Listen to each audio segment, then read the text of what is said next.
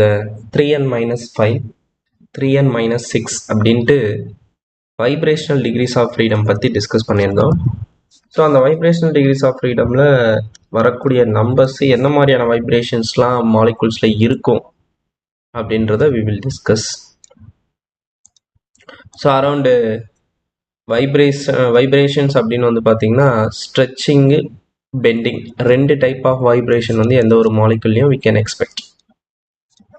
So stretching அப்படின்னா வந்து பார்த்தீங்கன்னா with respect to the bond length இந்த மாதிரி ஆகிறது, இல்லை இந்த மாதிரி வந்து ஸ்ட்ரெச் ஆகிறது, இல்லை ரெண்டு சைடுமே வந்து ஸ்ட்ரெச் ஆகிறது. ஸோ இதில் சிமெட்ரிக் ஸ்ட்ரெச்சிங்னு ஒன்று இருக்குது, அசிமெட்ரிக் ஸ்ட்ரெச்சிங்னு ஒன்று இருக்குது. சிமெட்ரிக் ஸ்ட்ரெச்சிங் அப்படின்னு வந்து பார்த்தீங்கன்னா ரெண்டு பக்கமே வந்து சிமெட்ரிக்கலாக ஸ்ட்ரெச் ஆகிறது.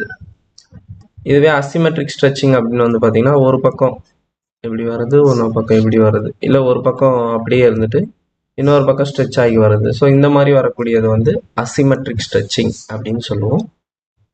பெண்டிங் அப்படின்னு ஒன்று இருக்குது. பெண்டிங் அப்படின்னா வந்து பார்த்தீங்கன்னா இந்த with respect to the centre. For example water மாலிகுல்ல எடுத்தீங்க அப்படின்னா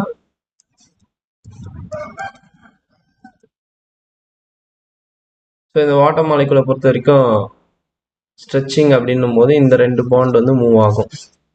பெண்டிங் அப்படின்றது இந்த ரெண்டு பாண்ட் வந்து இப்படி மூவ் ஆகும், இல்லைன்னா இப்படி மூவ் ஆகும், இல்லை வந்து பார்த்தீங்கன்னா with respect to this paper இந்த ஹைட்ரஜன் வந்து இந்த பேப்பருக்கு வெளியே இப்படி மேலே வந்து போகும், இந்த ஹைட்ரஜனும் மேலே வந்து போகும்.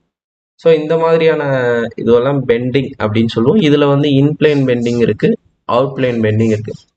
அந்த பிளேனுக்குள்ளேயே நடக்கக்கூடிய பெண்டிங் மோட்ஸ் எல்லாம் வந்து சிசரிங் அண்டு ராக்கிங் மோடுன்னு சொல்லுவாங்க.